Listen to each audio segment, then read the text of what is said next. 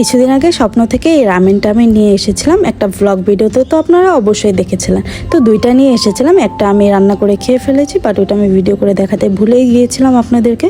ভাবলাম যে এটা রান্না করে দেখাই।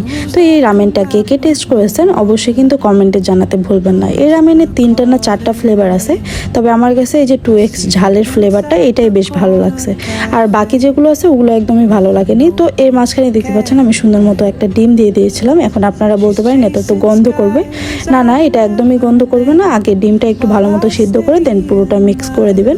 তো মিক্স করার পরে যখন একটু আর কি সিদ্ধ হয়ে আসবে, দেওয়ার পরে এই মশলাটা পুরোটাই দিয়ে ফেলবেন। আর অনেক বেশি ঝাল, যারা ঝাল বেশি খান না তারা পুরোটা দিবেন না, অর্ধেকটা দিলেই হবে। আমি যে রামেনটাতে ডিমটা দিয়েছিলাম এরপর আবার একটা ডিম ভেজে নেব, কারণ রামেনের উপর দিয়ে এই ডিমটা খেতেও বেশ ভালো লাগে।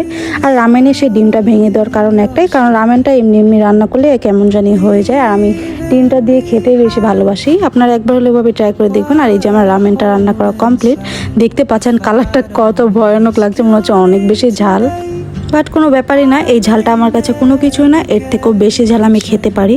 তো এই যে কথা বলতে বলতে আমার রান্না করা হয়ে গেছে, কারণ এটা রান্না করা খুবই ইজি। শুধু পানিটা গরম করে সব কিছু মশলা একসাথে দিয়ে দিলেই রান্না হয়ে যায়, আর খেতেও অনেক বেশি মজা।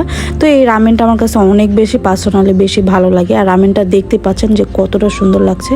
এর মাঝখানে এই যে এই ডিমের কুসুমটা দিয়ে যদি আপনি খান আরও বেশি ভালো লাগবে। আর আপনারা অনেকে ডিম পছন্দ করেন না আমি জানি, তাদের ভালো লাগবে না। তো আপনাদেরকে একটা কথা বলি যে আপনাদেরকে অসংখ্য অসংখ্য ধন্যবাদ আমাকে এভাবে সাপোর্ট করার জন্য। আর এভাবে আপনারা যদি আমার পাশে থাকেন আমি অনেক দূরে এগিয়ে যেতে পারবো। আর আপনাদেরকে অনেক অনেক ধন্যবাদ।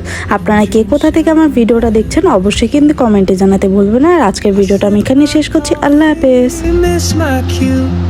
Still anchored by my feet, but time rolls on like a and soon she won't be here.